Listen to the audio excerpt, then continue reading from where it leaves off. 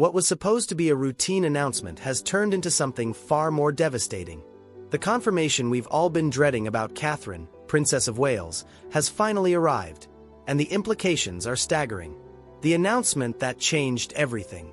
The ornate gates of Buckingham Palace have witnessed countless historic moments, but few compared to what unfolded just moments ago. At precisely 11:45 this morning, the Palace press office released a statement that has sent shock waves through the United Kingdom and across the world. The words, carefully crafted, yet devastatingly clear, confirmed what many had feared but hoped against. Catherine, Princess of Wales, the woman who has become the very embodiment of modern royal grace and resilience, faces a battle far more serious than anyone had publicly acknowledged. The statement, released through official channels and immediately picked up by every major news organization, revealed that Catherine's health situation has taken an unexpected and deeply concerning turn. While the palace had previously announced in March of 2024 that Catherine was undergoing preventative chemotherapy following abdominal surgery, today's announcement paints a far graver picture. The cancer, which was discovered during that initial surgery in January, has proven more aggressive than initially believed. Medical experts advising the royal household have recommended an extended and intensified treatment protocol, one that will require Catherine to step back completely from public duties for an indefinite period. Royal correspondent Jonathan Sacerdoti was among the first to break down the implications on live television. His voice, usually measured and professional, carried an unmistakable weight as he explained that the language used in palace statements is never accidental. Every word is scrutinized, debated, and approved at the highest levels. When the palace uses terms like extended treatment and indefinite period, they're signaling something far more serious than a temporary setback. This isn't about taking a few months off to recover from routine procedures. This is about a woman in her early 40s fighting for her life while trying to protect her 3 young children from the full horror of what their mother is enduring. Within minutes of the announcement, social media erupted. Twitter, now known as X, saw Catherine's name trending worldwide. The hashtag #PrayForCatherine climbed to #1 in over 50 countries. Instagram posts from royal fan accounts garnered millions of views within the first hour. But beyond the social media frenzy, something more profound was happening. People who had never particularly cared about the monarchy found themselves moved by the tragedy unfolding. Here was a woman who had done everything right, who had devoted herself to public service, who had raised her children with remarkable normalcy despite their extraordinary circumstances, now facing every parent's worst nightmare. The timing of this announcement is particularly cruel. Just last month, Catherine had made what many believed was a triumphant return to public life. Appearing at the Remembrance Day service at the cenotaph, she stood on the balcony, impeccably dressed in black, her composure absolute. To the watching world, she appeared to be on the mend, gradually returning to health after her difficult year. Behind the scenes, however, a very different reality was unfolding. Medical scans performed in late November revealed complications that no one had anticipated. The cancer cells, which doctors had hoped were completely eliminated, had shown signs of activity in areas that filled the medical team with dread. Palace insiders speaking on condition of anonymity have painted a picture of organized chaos in the hours leading up to today's announcement. Senior royals were informed late last night during emergency meetings. King Charles himself, still managing his own cancer diagnosis revealed earlier this year, was said to be devastated. Prince William, who has been Catherine's rock throughout this ordeal, had to be the one to make the final decision about going public with the full truth. The alternative, continuing to maintain the facade that everything was progressing normally, had become untenable. Medical realities have a way of forcing hands, and the royal family's hand has been forced in the most heartbreaking way possible. To understand the full weight of today's announcement, we must go back to where this nightmare began. January the 16th, 2024, was supposed to be a day like any other in the carefully choreographed life of the Princess of Wales. Instead, it marked the beginning of a journey through darkness that Catherine could never have imagined. The planned abdominal surgery, described at the time as successful and for a non-cancerous condition, revealed something far more sinister. During the procedure at the London Clinic, one of Britain's most prestigious private hospitals, surgeons discovered abnormalities that demanded immediate biopsy. The results, delivered days later, changed everything. Cancer, the word that strikes fear into the hearts of millions, was now part of Catherine's reality. But this wasn't just any diagnosis. The specific type and location, details the palace as carefully guarded, suggested a particularly aggressive form that required immediate and intensive treatment. Medical experts speaking generally about such cases explain that when cancer is discovered incidentally during surgery for other issues, it often means the disease has been silently progressing undetected. This silent progression is what makes it so dangerous. Catherine's decision to undergo preventative chemotherapy, announced to the world in that emotional video message released in March, was framed as a precautionary measure. She spoke with characteristic dignity, explaining that while the surgery had been successful, tests had revealed the presence of cancer and her medical team had recommended chemotherapy as the best course forward. What she couldn't say without causing panic, was that her doctors were deeply concerned about microscopic disease that might have already spread beyond the surgical site. The chemotherapy regimen Catherine endured was brutal. Friends close to the family have quietly shared that the side effects were far worse than anyone anticipated. The nausea, the fatigue, the hair loss that she managed to conceal with expert styling and wigs during her brief public appearances. Each cycle of treatment left her weaker. Yet, she persisted with the same determination that has defined her approach to royal life.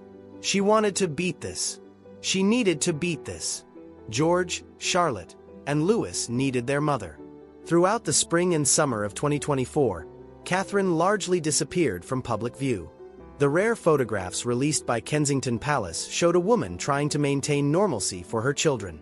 Birthday portraits, casual family snapshots, carefully curated moments designed to reassure the public that the princess was on the mend. But those who knew how to read between the lines saw troubling signs. The weight loss was noticeable. The careful positioning in photographs to hide the toll treatment was taking.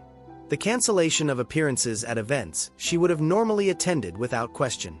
By September, when Catherine released a video announcing the completion of her chemotherapy, there was cautious optimism. She spoke of relief, of looking forward to undertaking more public engagements, of the light at the end of the tunnel. The family footage showed her laughing with William and their children in the Norfolk countryside. It seemed like a victory lap, a triumphant declaration that she had beaten the odds. Medical professionals watching that video, however, noted the careful language. She said her chemotherapy had ended, not that she was cancer-free. She spoke of a new phase of recovery, not of being cured. These distinctions matter enormously. The autumn brought what seemed like a gradual return to royal duties. Catherine appeared at Wimbledon in July, a brief but significant public outing. She attended the remembrance service in November, standing with the dignity and grace that has become her hallmark. Each appearance was carefully managed, her schedule meticulously planned to accommodate her energy levels.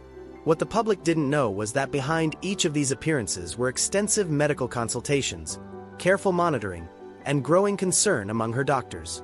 The scans that should have shown clear progress instead revealed shadows, small areas of concern that required additional imaging, further tests, biopsies that brought back results no one wanted to see.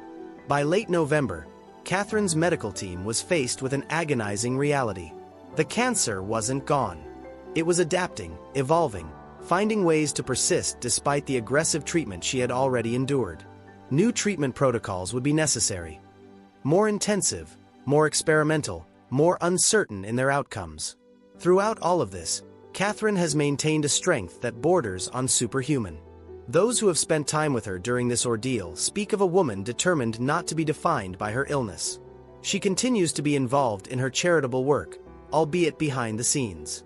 She reads every letter sent by well-wishers. She participates in decisions about her children's education and activities. She supports William as he navigates his own increased responsibilities while watching his wife battle for her life. But the toll is undeniable. This is a fight that tests not just physical strength, but mental and emotional reserves that no one should have to draw upon. Behind palace walls, the golden facade of royal life has always concealed private struggles, but rarely has the contrast between public image and private reality been so stark. Behind the palace walls, the Wales family has been living through every family's worst nightmare, amplified by the unique pressures of their position. Prince William, the future king, has found himself playing a role no preparation could have equipped him for. The primary caregiver and emotional anchor for a wife facing a life-threatening illness while trying to shield 3 young children from the full horror of their mother's condition. William's transformation over these past 11 months has been nothing short of remarkable. The prince, who once seemed content to let Catherine handle much of the family's day-to-day organization, has become intimately involved in every aspect of their children's lives.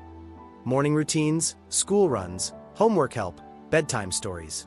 He has taken on these responsibilities while simultaneously managing his own expanding royal duties and dealing with the emotional devastation of watching the woman he loves fight for her life. Friends describe him as operating on autopilot, going through the motions of each day while internally terrified of what the future might hold. The children, George, Charlotte, and Louis, have been carefully sheltered from the full extent of their mother's illness, but they're not oblivious. George, at 11 years old, understands more than his parents realize. He's seen his mother's exhaustion, noticed when she's too weak to do activities they used to enjoy together. Charlotte, 9, has become almost protective of Catherine, wanting to help in ways that break her parents' hearts. And Louis, just 6, knows something is wrong, even if he can't fully articulate what that something is. The family has sought guidance from child psychologists about how to navigate these conversations, how to be honest without terrifying them, and how to prepare them for possibilities no child should have to consider. Lambrook School, where all 3 children attend, has been informed of the situation and has provided additional support discreetly. Teachers have been briefed on behavioral changes to watch for signs that the children might be struggling more than they're letting on at home. The school community, known for its discretion and respect for privacy, has rallied around the Wales children without making them feel different or singled out. It's a delicate balance, one that requires constant communication between the school and Kensington Palace. Meanwhile, King Charles finds himself in the uniquely painful position of dealing with his own cancer diagnosis while watching his daughter-in-law, a woman he has come to regard as a true daughter, face an even more serious battle. The king's cancer, discovered in February during treatment for an enlarged prostate, has required ongoing treatment, but has been deemed manageable. His doctors have been cautiously optimistic about his prognosis, but learning of Catherine's deteriorating condition has taken a visible toll on the monarch. He has increased his private visits to Adelaide Cottage, spending time with William and the children, offering whatever support and wisdom he can provide. The dynamic between Charles and William during this crisis has revealed the strength of their relationship. Gone are the tensions that sometimes characterized their interactions in years past. Father and son have found common ground in shared adversity. They speak daily, often multiple times, comparing notes on treatments, sharing fears they can't voice to others, supporting each other through the loneliness that comes with carrying the weight of monarchy during personal crisis. Charles has also ensured that William is gradually taking on more responsibilities, preparing him for the possibility that circumstances might accelerate the timeline of succession in ways no one wants to contemplate. Queen Camilla has emerged as an unexpected pillar of strength. Her own experience watching her first husband and several close friends battle serious illnesses has given her a perspective that others lack. She understands the exhaustion, the fear, the guilt that comes with being the healthy one while someone you love suffers. Camilla has spent considerable time with Catherine, not talking about illness or treatment, but simply being present. They've developed a bond that transcends their official relationship, finding solace in shared understanding of what it means to love men who carry the weight of monarchy. The broader royal family has closed ranks in a way rarely seen.